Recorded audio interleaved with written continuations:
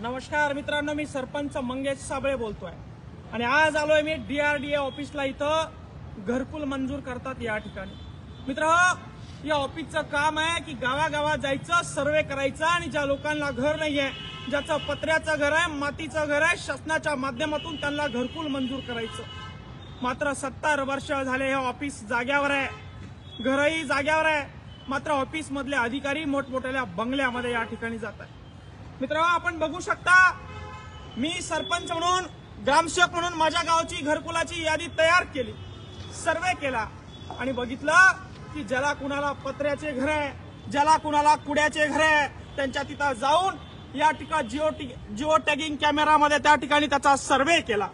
गावातल्या पत्र्याच्या घरात राहणाऱ्या, गावातल्या मातीच्या घरात राहणाऱ्या सर्व गोरगरीब जनतेच्या घरकुलाचा सर्वे या ठिकाणी केला आणि या DRDA ऑफिसला आज घेऊन आले। मित्रांनो, 2024 पर्यंत प्रत्येकाला घर देतो म्हणून शासनाने सांगितलं होतं, मात्र त्या अफवा, ते आश्वासन जागेवरच आहे आणि घर अजून मात्र भेटलेलं नाही। हा विषय मित्रांनो घरकुलाचा। हे सीओकडे गेलो, सीओला सांगितलं मला घरकुल पाहिजे, माझ्या लोकांनी 100% कर भरलाय, ते मला घर मागायला लागले, दर महिन्याला ते येतात आणि आम्हाला घरकुल कधी मिळणार आहे म्हणून विचारतात। तर सीओ म्हणले बाकीच्या ग्रामपंचायत सारखं यादी तयार करा, नावं द्या, तुमचं होणार नाही। काय बाकीच्या ग्रामपंचायत सारखी यादी तयार करायची, कधी त्या लोकांना घरकुल द्यायचं? त्यांचा 100% टॅक्स या ठिकाणी भरून घेतला, मात्र सीओ बेजबाबदारपणे या ठिकाणी वक्तव्य करायला लागले। टक्केवारी फक्त जलजीवन मिशनची, मोठमोठ्या कामाची टक्केवारी घेण्यासाठी हे अधिकारी बसलेत, यांचे डबल तळी, 4-4 तळी बंगले या ठिकाणी झालेत। आणि त्या ठिकाणी मी एक सरपंच म्हणून काम करत असताना, प्रामाणिकपणे काम करत असताना, देशाचे गृहमंत्री या ठिकाणी संभाजीनगरला आले, त्यावेळी मला डिटेन केलं। ते हरामखोर SP, कोणी आदेश दिले त्या SP-ला, एका सरपंचाला या ठिकाणी दिवसभर त्या ठिकाणी डिटेन करून त्यांनी ठेवलं।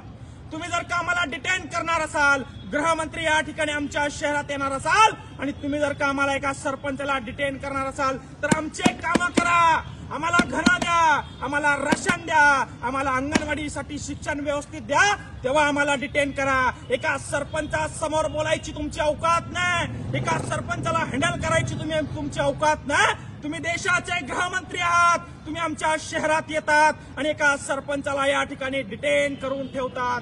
त्यापेक्षा आमचे काम करा। तो हरामखोर SP, तो हरामखोर CO फक्त पैसे खातात। अरे अवैध धंदे दनाट सुरू आहेत, दारू दनाट सुरू आहेत, वाळू दनाट सुरू आहेत, जलजीवन मिशनचे मोठमोठ्या कामाचे टक्केवारी दनाट सुरू आहे, मात्र सरपंचाला डिटेन करायचे आदेश तुम्हाला कोणी दिले?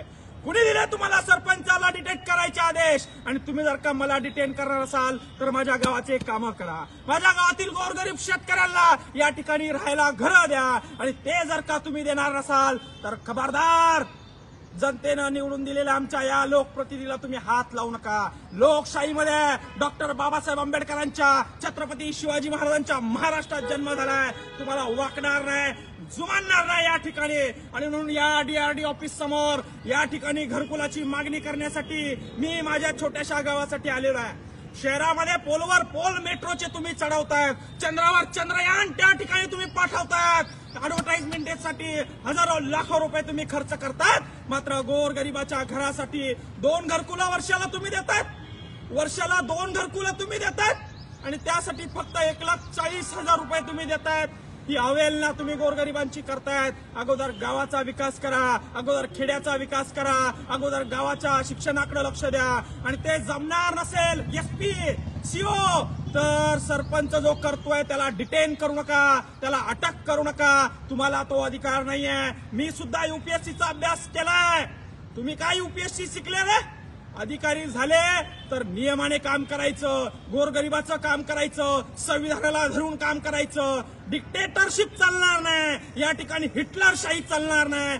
एक संविधानाचा अभ्यास केलेला माणूस सांगतोय सरपंच समजलं काय? संविधान गाळून पिलाय, संविधानाचा अभ्यास केलाय. गृहमंत्र्याला जो अधिकार आहे, माझं संविधानिक पद आहे, मला सुद्धा तो अधिकार आहे. आणि म्हणून आज आमचे कामं करा, आमच्या गावाचे कामं करा, तरच आमच्या कॉलरला हात लावा. आणि तुमच्याकडनं हे कामं होणार नसेल तर आज माझ्या या गावकऱ्यांना सांगतोय की हे तुमचं सरकार काम करणार नाही, हे अधिकारी तुमचं काम करणार नाही. हे गुंडशाही दडपशाही करणारं सरकार आहे, गुंडशाही दडपशाही करणारे हे अधिकारी आहे. यांचे बंगले तपासा, यांना ईडी सीबीआय लावा, यांचे प्रॉपर्टी बाहेर काढा, मग तुमच्या लक्षात येईल गोरगरिबांसाठी आलेला निधी यांनी खाल्लाय, यांच्या खिशात गेलेला आहे गोरगरिबांचा निधी. आणि या डीआरडी ऑफिस समोर माझे घरकुला मंजूर व्हावेत म्हणून हा सर्वे या ठिकाणी उघडतोय मी. या ठिकाणी डीआरडी अधिकाऱ्यांची लाज आम्हाला वाटते की आम्हाला या 21व्या शतकामध्ये राहायला आमच्या लोकांना घरं नाहीये, ते घरकुल मागताय. आणि या शासनाचं ते काम असताना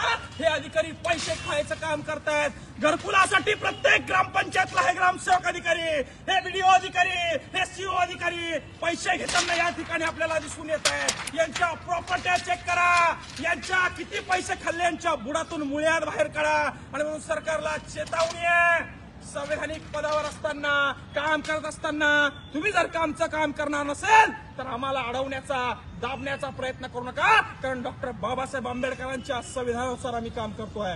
जय जवान, जय किसान.